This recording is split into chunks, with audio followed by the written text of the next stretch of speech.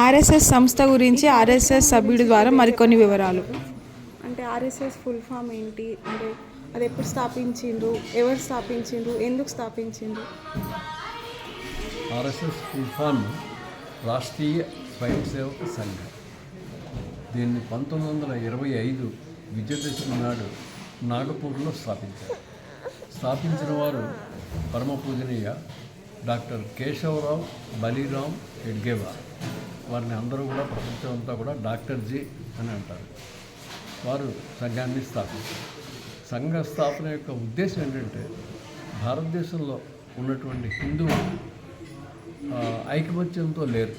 దానివల్ల దేశానికే ప్రమాదం, ప్రపంచానికి కూడా శాంతి కూడా లభించదు. హిందువులు ఐక్యంగా ఉన్నట్లయితే అన్ని సమస్యలకి అదే జవాబు అని చెప్పి హిందూ సంఘటన లక్ష్యంగా 100 సంవత్సరాలుగా ఆర్ఎస్ఎస్ శాఖా రూపంలో ప్రతిరోజు ఉదయం 1 గంట, సాయంత్రం 1 గంట యువకులు అందరూ కూడా శాఖల్లో శారీరక, బౌద్ధిక, అంటే బుద్ధికి దేశభక్తికి సంబంధించిన అనేక విషయాల్ని సాధన చేస్తూ ఆ సాధన ద్వారా వ్యక్తి నిర్మాణ కార్యక్రమాన్ని ఆర్ఎస్ఎస్ చేపట్టింది. ఆ వ్యక్తి నిర్మాణ కార్యక్రమం ఈ 100 ఏళ్లలో దాదాపు లక్షలాది మంది వ్యక్తులు స్వయం సేవకులుగా నిర్మాణం అయ్యారు.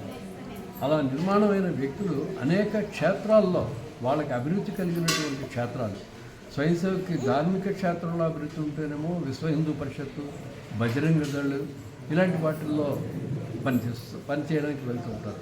అలాగే విద్యార్థులైతే విద్యార్థుల్లో క్యారెక్టర్కు సంబంధించిన విషయంగా అఖిల భారతీయ విద్యార్థి పరిషత్తు పనిచేస్తున్నారు. కాబట్టి స్వయం సేవకులైన వాళ్ళు అఖిల భారతీయ విద్యార్థి పరిషత్తులో కూడా కార్యకర్తలుగా పనిచేసి అలాగా అన్ని క్షేత్రాలు, రాజకీయ రంగంలో, ధార్మిక రంగంలో, కార్మిక రంగంలో, విద్యారంగంలో, వైద్య రంగంలో, న్యాయ రంగంలో సర్వాంగీణ ఉన్నతి, సర్వ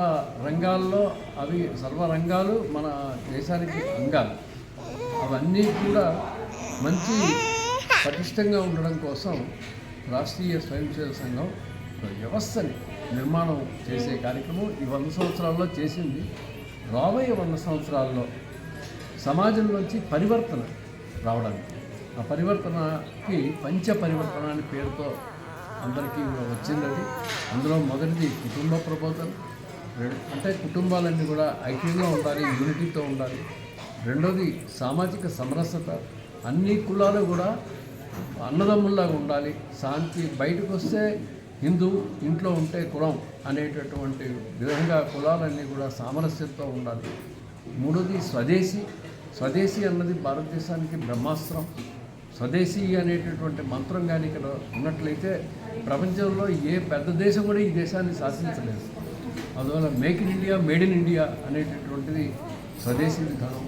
దాని తర్వాత పర్యావరణం, ముందుగా నీటిని, అలాగే భూమిని, వృక్ష సంపదని, వాయు కాలుష్యం లేకుండా చేయడం ఏమంటే పర్యావరణం. ఐదోది పౌర విధులు, అంటే పౌర హక్కులు కాదు, పౌర విధులు. పౌర విధులు ఏమిటంటే దేశంలో ఉండేటటువంటి ప్రతి వ్యక్తి కూడా తన యొక్క విధుల్ని నిర్వర్తించాలి. ఆ పౌర విధులు అంటే డిసిప్లిన్గా ఉండడం. మనమే నిర్మించుకుంటున్నాం రోడ్లు కానీ ఏవైనా సరే. ఆ నిర్మించుకున్న రోడ్లలో మిగతా వాళ్ళ యొక్క అడ్డుగా పెట్టి జామ్ అయ్యేటటువంటి పరిస్థితి మనుషులే తెచ్చుకుంటున్నారు. అందువల్ల దాంట్లో అవగాహన కలిగించడం, పౌర సంబంధాలకు సంబంధించిన పౌర విషయాలన్నీ కూడా, ఆ విధులన్నీ కూడాను ప్రతి వ్యక్తి డిసిప్లిన్డ్గా పాటించాలి. పోలీసు జనాలు తక్కువ ఉంటారు. అందువల్ల పౌర విధులు ఐదవది. ఈ విధంగా పంచ పరివర్తన ద్వారా సమాజ పరివర్తనని ఆశిస్తున్నదే రాష్ట్రీయ స్వయం సేవక సంఘం.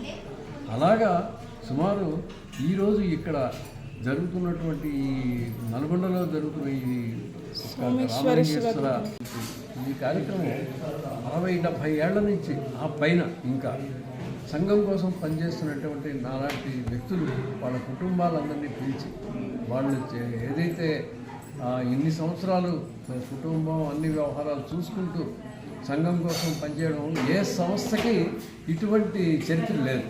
కేవలం రాష్ట్రీయ స్వయంసేవక సంఘానికే ఉంది. అందుకే యువకులుగా సంఘం పనిచేస్తారు, తరుణ వయసులో సంఘం పనిచేస్తారు, వృద్ధ వయసులో సంఘం పనిచేస్తారు, సమాజ కార్యం చేస్తారు. ప్రాణం పోతుంది అన్నప్పుడు కూడా భారత మాతకి జై అని పోవాలి అని కోరుకుంటారు. అలాగే వాళ్ళకి సహకరిస్తుంది మహిళలు. గృహస్థులు మహిళకు ఉన్నటువంటి పాత్ర స్వయం సేవకుల నిర్మాణానికి బ్రహ్మాండమైనటువంటి పాత్ర వహించింది ఎవరు అంటే మహిళ గృహస్థులు.